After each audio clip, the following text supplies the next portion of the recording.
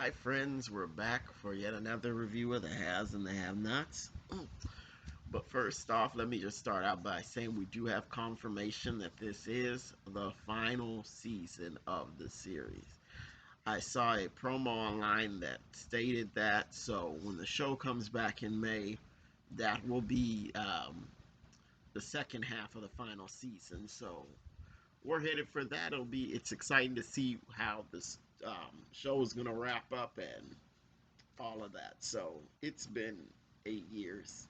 Almost, it's hard to believe that, but by the time the show comes back, it'll be on. Have been on 8 years. I remember watching the first episode. I didn't know what to expect, but I liked it, and I've been watching ever since. I've seen every episode. So let's start out with Candace. So Charles showed up at her hotel room, and she's clearly not pleased with that. And Benny wants to say something to Charles, and Candace tells him to leave. And he's like, "Are you sure?" And she's like, "No, just leave." So Benny leaves, and Candace just basically looks through Charles, directly through Charles, and addresses Landon.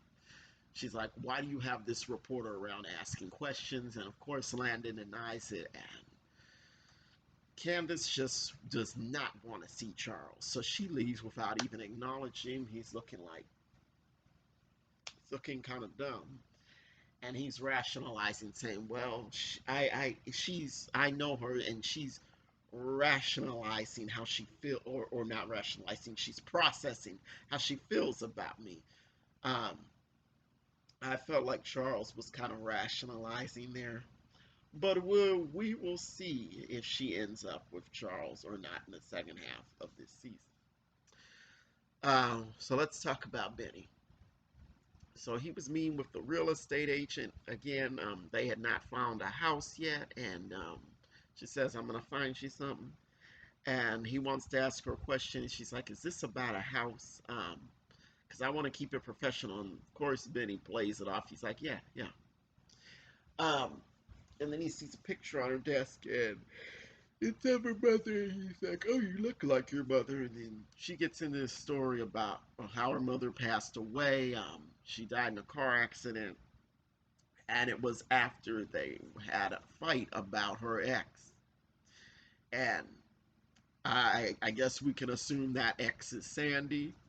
And I'm like, oh, I was thinking, okay, Sandy probably killed her mother because we know how crazy the Malones are. And if her mother did not like Sandy, then I guess Sandy just figured, well, I'll get her out the way.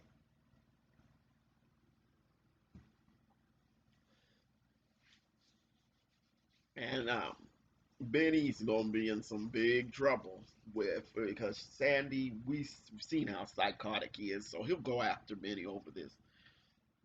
And the Malones already don't like Benny, um, so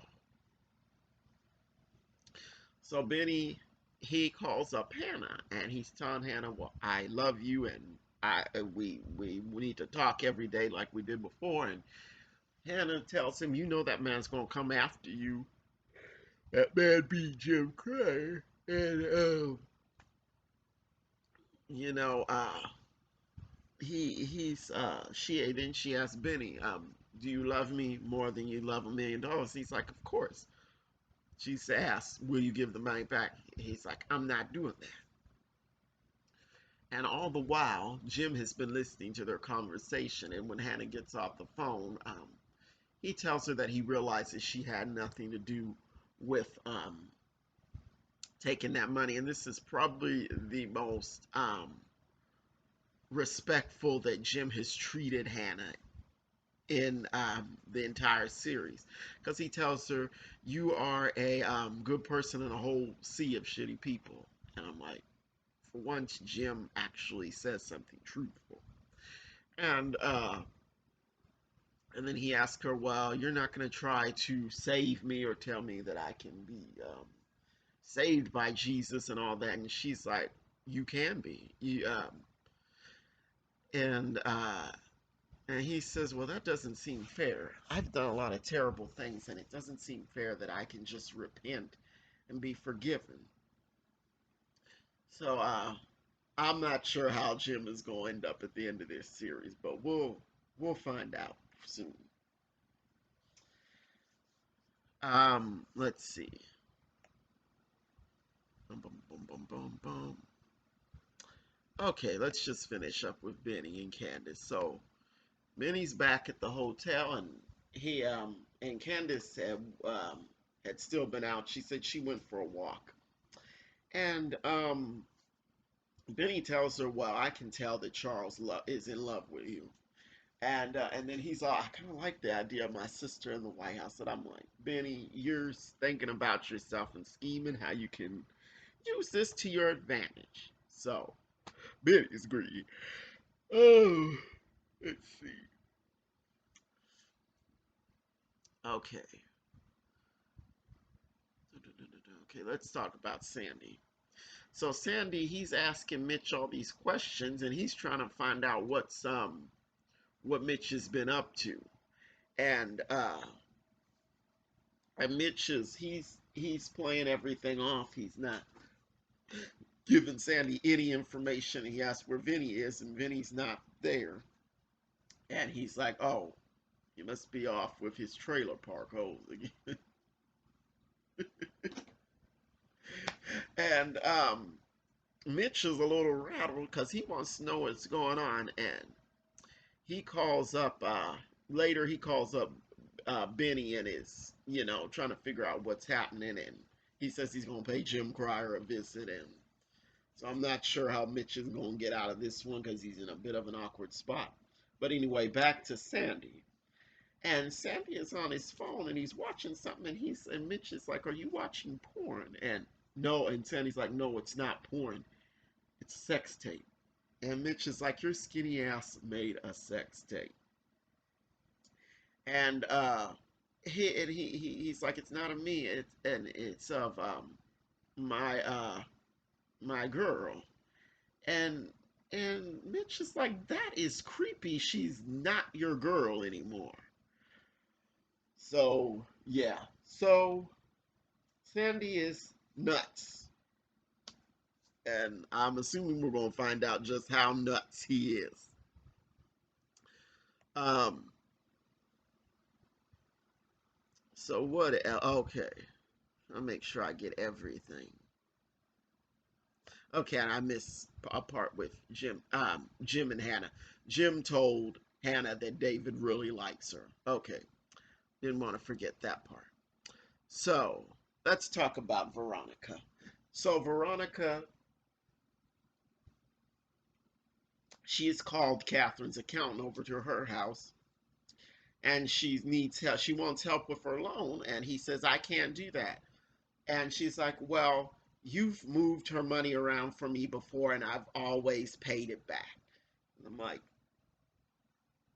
Veronica's just like extremely crooked. She had been stealing from Catherine, and this was probably when and this was, of course, when they were still friends. Because if you've been watching from the beginning, you know that there was a time that Catherine and Veronica were friends. And the accountant's like, "I can't do that. She's appointed somebody as executor, Hannah Young." And so, of course, she is dumbfounded by this. Hannah, the maid. Hannah, the maid. And she kept saying that like over and over again because she's dumbfounded because she thinks Hannah's just so ignorant, just some old ignorant maid. And he's telling her, the accountant's like, she knows her stuff. And Veronica's like, "Okay, well, get me the loan agreement." And he's like, "Well, the loan agreement is Catherine keeps everything in her house, and I can't get it." And Veronica's like, "Never mind, I'll get it." And so she dismisses him, and she's like, she's still dumbfounded. She's like, "She made Hannah the executor. Jail must really be getting to her." And so she continues on later with her machination. She's got Tanner over there with her. And she of course wants him to teach Colby a lesson. And she also wants him to blow up David and Jeffrey because she tells him, well, the guy that I had before, the explosives expert, he went to prison on a charge. And Tanner's like, well, that would never happen to me. So she still wants to go after David and Jeffrey. So it will be interesting to see how that turns out. So let me go through and make sure that I have discussed everything. Check my notes. Okay, and so Jeffrey tells Madison, "Well, I want to get to know you better," and Madison's like, "Okay." So they go out to dinner, and Madison just basically implies, "Okay, you started liking me after you saw me naked." And that actually is when Jeffries really started showing interest because he was a little rude. Well, he was really rude to Madison before, but after he saw him naked, he was more, you know, receptive to him. We'll put it like that. And so Madison starts talking about his life. He's like, "Well, my parents are Republicans. I love them, but that's." And I felt like, and at this point in time, I think there's a lot of people that feel like that. If their parents are Republicans and they're not, it's like, okay, I love you, but you know, that's kind of a problem for me, you being a Republican. But anyway, let's not dwell too much on that. And so, crazy Justin shows up, and he's doing his usual thing. I lost everything because of you, Jeffrey. And Jeffrey's like, no, no, you didn't. That was your fault. And and Justin pulls out a gun, and then Jeffrey's trying to reason with him. Then and I'm thinking like, so Justin, you can pull out a gun on Jeffrey, but you can't do that with your brother anyway. So it's getting crazy, and Jeffrey wants Madison to leave. Madison's like, no, I'm not leaving. Um, and so of course Justin has to get weird and crazy. So you had sex with him, and Jeffrey's he lies about it, and Justin's like, I know, I saw you with binoculars, I saw your silhouettes, and I'm like, gross, crazy, which is not surprising coming from Justin. And so Justin, he's rambling on and on, and he ends up setting himself on fire, which is an expected Justin move to do something like that. Trying to get, I guess I think with him he was trying to get pity, because I don't think he's going to die. This is a Tyler Perry series.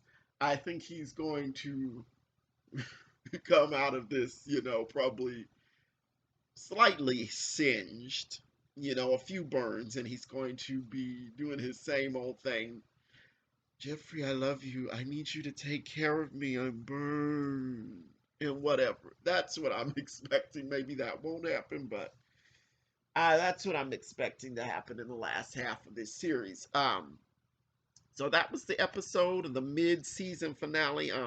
Tell me what you think, everybody. Like, comment, and subscribe. And I will see you when the series comes back. Or I will probably be doing reviews for the Oval.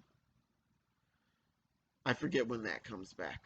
Maybe I'll do Queen Sugar. Maybe just to have some review to do. Maybe I'll do that, but I'll see you the next time whenever I get on here next. Bye.